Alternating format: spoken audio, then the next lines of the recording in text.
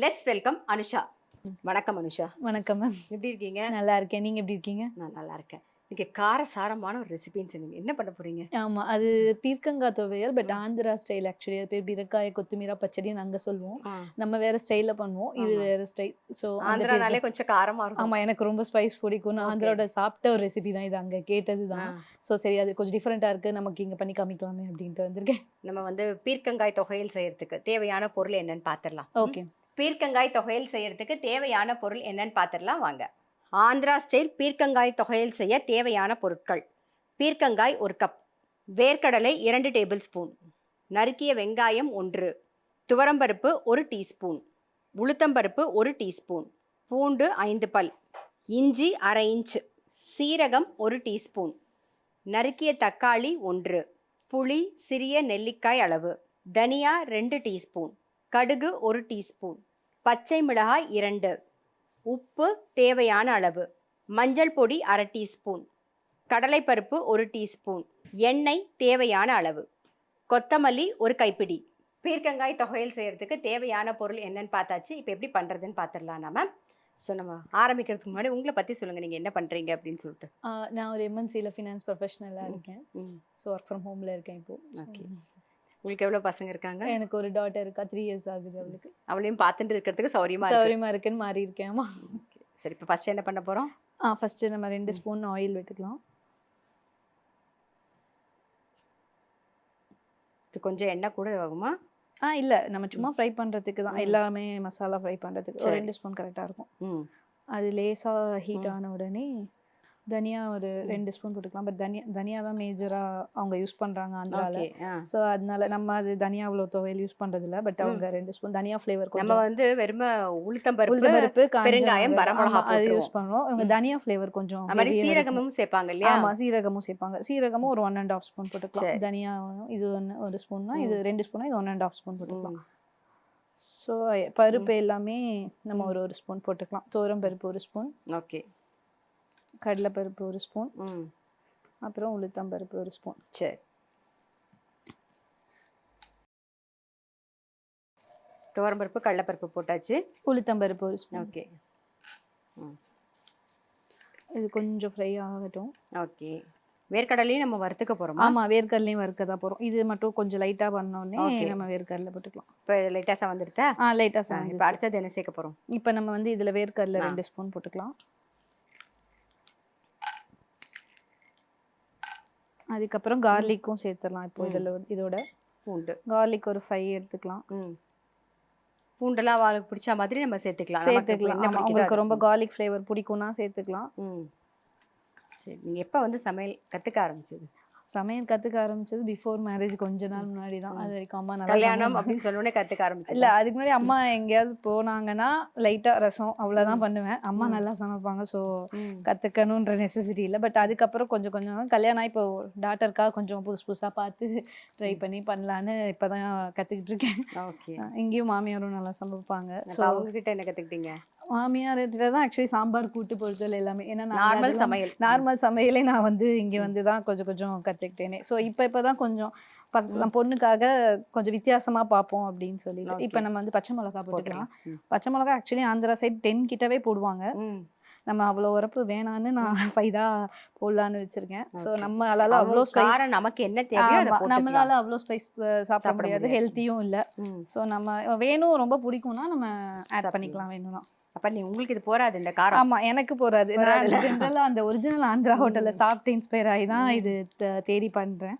So இது எல்லாரும் சாப்பிடணுன்றதுக்காக இப்போதைக்கு நம்ம 5 போட்டுக்கலாம். சரி, அப்புறம் இப்போ இதை எடுத்து வச்சிடலாம். ஆமா, இது தனியா எடுத்து வச்சிடலாம். இப்போ அடுத்தது என்ன பண்ண போறோம்?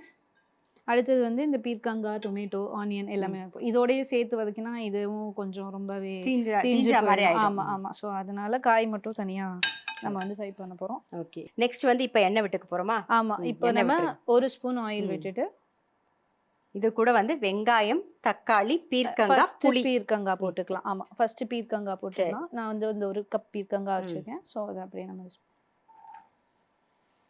பீர்க்கங்காய் சீக்கிரம் வதங்கிடும். ஆமா, நம்ம வந்து லைட்டா மூடியும் வச்சுக்கலாம்.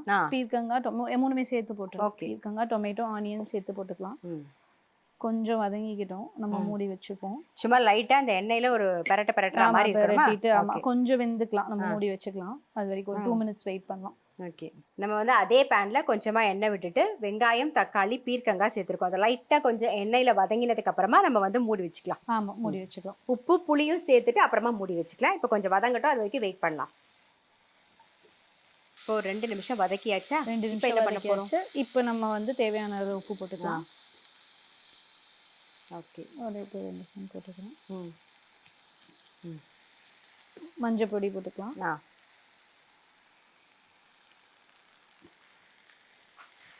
அடுத்தது புளி. புளி போட்டுக்கலாம். புளி வந்து என்ன அளவு? புளி வந்து நம்ம ரொம்ப புளிப்பு வேண்டாம். ஸோ நம்ம வந்து சின்ன நெல்லிக்காய் சைஸ் தக்காளியும் சேர்க்குறோம். தக்காளி சேர்க்கறனால நெல்லிக்காய் சைஸ் புளி போட்டுக்கலாம். ஜிஞ்சரும் ஒரு ஜிஞ்சர் போட்டுக்கலாம். இதோட ஒரு அரை இன்ச்சுக்கு இஞ்சி போட்டுக்கலாம். அவ்வளோதான். இது எல்லாமே நம்ம வதங்குற வரைக்கும் வெயிட் பண்ணிட்டு ஆறினோடனே நம்ம இதை மூடி வச்சுக்க போகிறோமா? மூடி வச்சா இன்னும் கொஞ்சம் சீக்கிரமா வெந்துடும். சரி, கொஞ்சமாக தண்ணி தெளிச்சுட்டு மூடி வச்சுக்கலாம். ஒரு 2 நிமிஷம் மூடி இருக்கட்டும், அதுக்கப்புறமா நம்ம பார்க்கலாம். இப்போ வந்து மூடி வச்சு ஒரு 2 நிமிஷம் ஆயிடுத்தா, திறந்து பார்த்துடலாமா? ஆமாம், ஓகே. இது ஓரளவுக்கு வெந்திருக்கு. ஸோ நம்ம இந்த ஸ்டேஜில் கொத்தமல்லி போட்டுக்கலாம். கொத்தமல்லி ஒரு கப் போட்டுறேன்.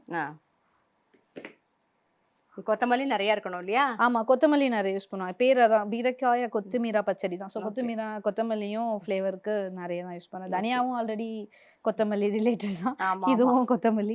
இப்போ நம்ம வந்து இதுல பீர்க்கங்காய் சேர்த்துருக்கோம். பட் இதுல எந்த காய் வேணாலும் போட்டுக்கலாம். ஆமா, கத்திரிக்காய் யூஸ் பண்ணலாம், சுரக்காய் யூஸ் பண்ணலாம், புடலங்காய் கூட யூஸ் பண்ணலாம்.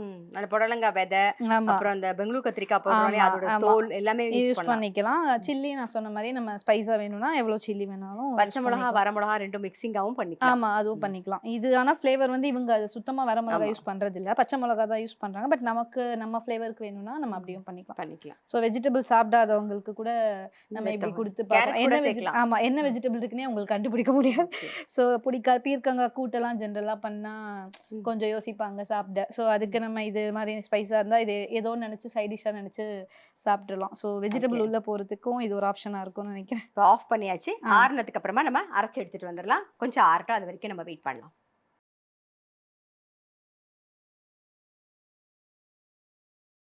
இப்போ நம்ம வதக்கினதை அரைச்சாச்சு. இப்போ அடுத்து என்ன பண்ண போறோம்? அடுத்து நம்ம தாளிக்க போறோம். ஆஸ் யூஷுவல் நம்ம சும்மா எண்ணெய் விட்டு கடுகு உளுத்தம் பருப்பு தாளிச்சா. இதுல வேணா நம்ம காஞ்ச மிளகா போட்டுக்கலாம். நீங்க முதல்ல சொன்ன மாதிரி அந்த ஃப்ளேவர் வேணும்னா இதுல நம்ம தாளிச்சு கூட போட்டுக்கலாம். கொஞ்சம் எண்ணெய் விட்டு கடுகு உளுத்தம் பருப்பு போட்டிருக்கோம். கருவேப்பிலை. ஓகே. இதுக்கு நம்ம பெருங்காயம் சேர்க்கல இல்லையா? பெருங்காயம் வந்து ஆக்சுவலி ஆனியன் இருந்தா பெருங்காயம் வேணான்ற மாதிரி சொல்லி நான் கேள்விப்பட்டிருக்கேன். ஸோ ரெண்டுமே வேணும்னா போட்டுக்கலாம். ஓகே. இப்போ இதில் போட்டுருவோம். ஓகே. ஆந்திரா ஸ்டைல் பீர்க்கங்காய் தொகையல் வந்து ready.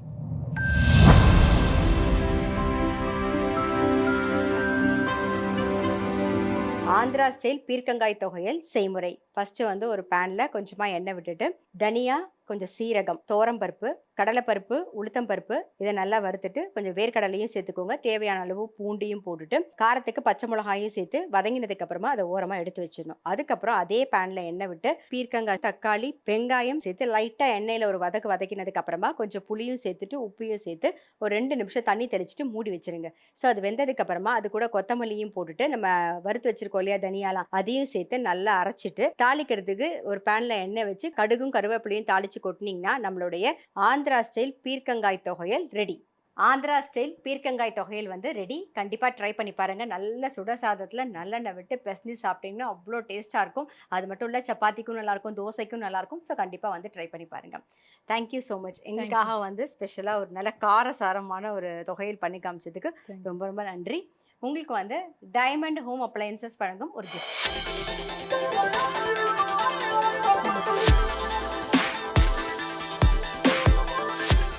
Thank you for this opportunity. Jaya டிவிக்கு ரொம்ப தேங்க்ஸ். இன்னைக்கு எபிசோடில் நம்ம வந்து காரடையான் நோம்பு அடை எப்படி பண்ணுறதுன்னு பார்த்தோம். அடுத்தது வந்து ஒரு ஆந்திரா ஸ்டைலில் பீர்க்கங்காய் தொகையல் நல்லா காரசாரமாக எப்படி பண்ணுறதுன்னு பார்த்தோம். 2 ரெசிபியுமே கண்டிப்பாக ட்ரை பண்ணி பாருங்கள். ரொம்ப ரொம்ப சிம்பிள், அதே அளவுக்கு டேஸ்ட்டாகவும் இருக்கும். நான் அடுத்த எபிசோடில் சந்திக்கிறேன். அதுவரை உங்களிடம் இந்த விடைபெறுவது உங்கள் சித்ரா முரளி. நன்றி, வணக்கம். இது உங்கள் எல்லாருக்கும் பிடிச்ச ரசிக்க ருசிக்க.